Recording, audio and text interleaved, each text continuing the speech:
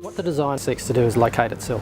And there are various references to Newcastle. For instance, there's a bulkhead that sits over the top of the cafe area down on Hunter Street that's actually shaped in the form of the Bogey Hole.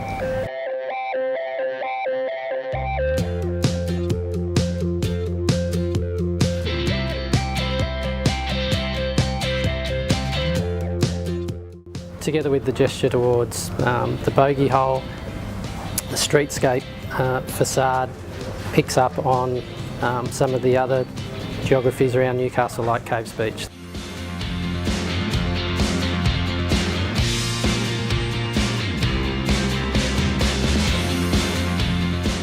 The caves down at Caves Beach inspired the stepping of the orange soffit linings and carving out that ground floor plane out of the geography itself.